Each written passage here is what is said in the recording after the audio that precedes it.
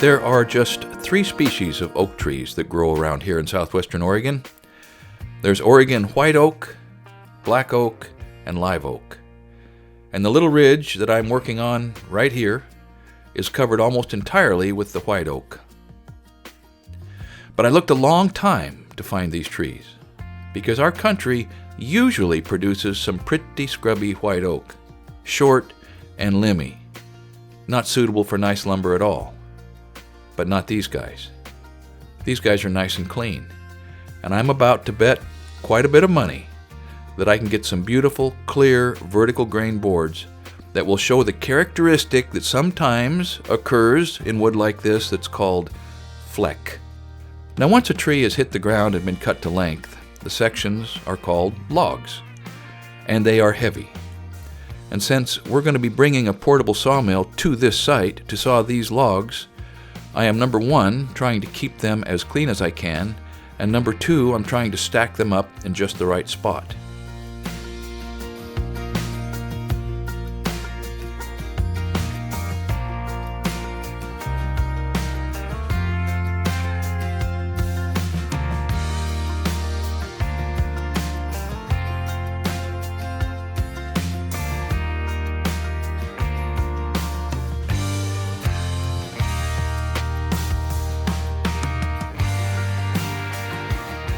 I'm painting a product known as anchor seal on the ends of these logs to reduce the checking and cracking from the end that so often happens as the boards dry out.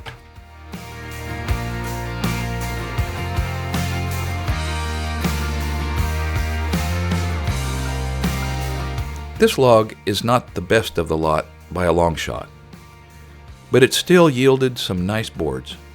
And it really shows how slick this little wood miser is and how smoothly Harvey runs it. At this point, this stuff is really wet and really heavy, and thankfully, once it's dried out, it's going to be quite a bit lighter.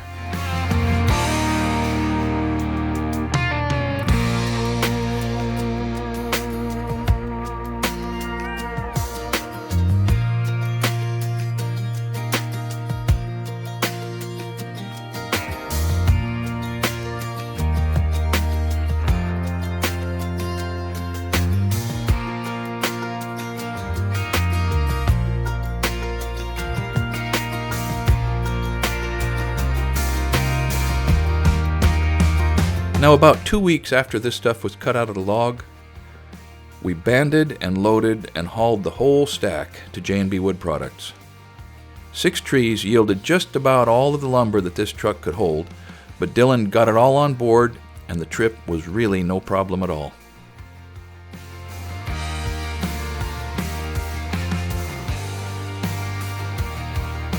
So this is one of the stacks. It's a little over a year old. It's been air dried and then it's been kiln dried, and we're just about to smooth it off so we can see what it actually looks like. So like I mentioned, it's been over a year, in fact probably a year and a half since I cut these things down.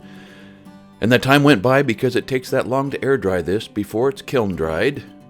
But that worked out just about right, because it took me almost every day of that 18 months to clear out space in my shop so that I'll be able to keep it under a roof once I get it home.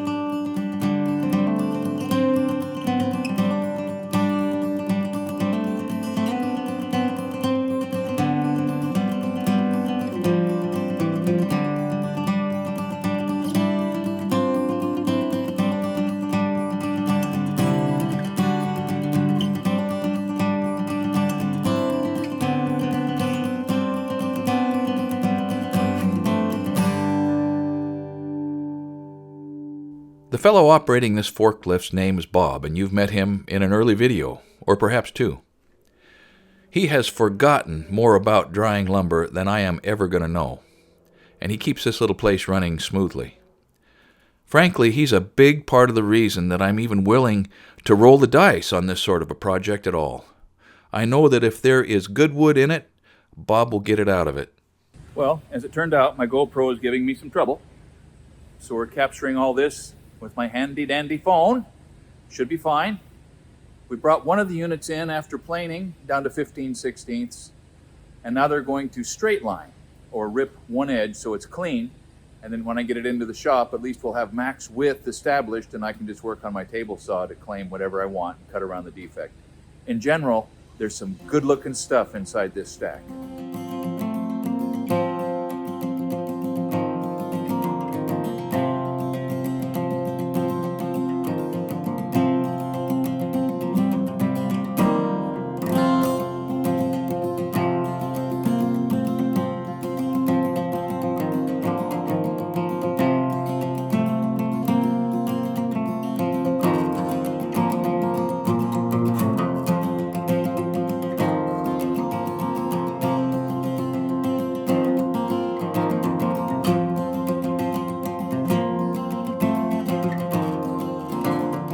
I think I've gone through this process with hardwood lumber maybe 4 times in the last 15 years with J&B Lumber.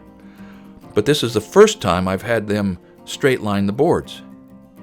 I wish I would have known then what I know now, because it's going to save me a lot of work. And it also seems like I hear myself say that particular phrase a lot these days.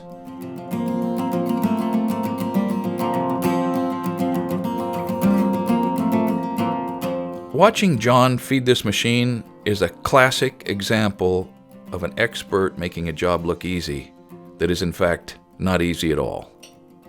Notice how little lumber is being wasted, how he guides the boards into the saw apparently effortlessly. He did the same thing when he was running the planer, but you can trust me on this.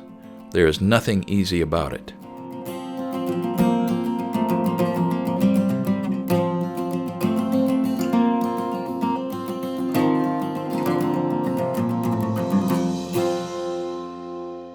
So we've got 3 units.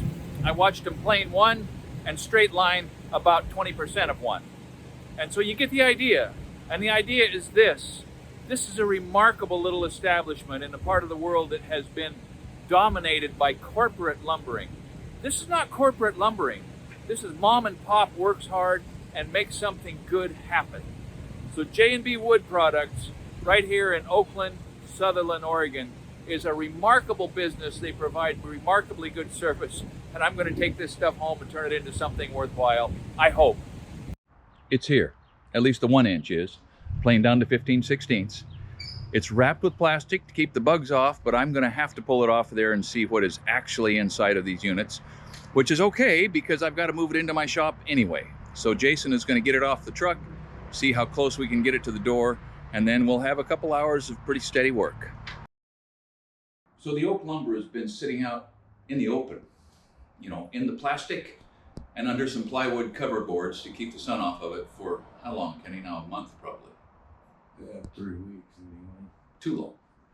But I've got a day. The stairs went into the Brewster shop yesterday. The pressure backed off. The trusses aren't going to be here for a glorious 2 weeks. And so that means that I can move this material in. It's nice to have Kenny here to kind of help me decide how to sort this and how to keep it accessible in this stack.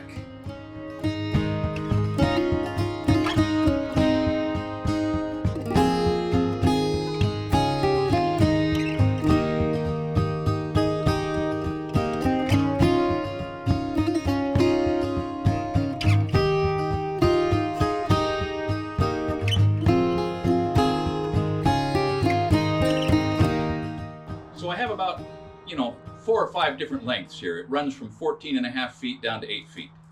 These are the 8-footers, and I've got quite a bit more in that 8-foot length to pull off of there. I'm going to stack it alongside the opening, get the longer material in there first, and have the short stuff out on the front edge of the stack where I can get to it, and where the long boards don't make it impossible to get back in and sort of have access to whatever it is that I have buried back inside of there when it comes time to actually dig something out that I want to use. So what's going to happen next is you're going to see me upgrade this wood shop and get ready to use this stuff to build a set of cabinets for my bride. She needs a new kitchen. She deserves a new kitchen. And by golly, the way this lumber's turned out, I think it probably is going to be right at home, making a set of shaker cabinets to put in this old house. Thanks for watching Essential Craftsman, and keep up the good work.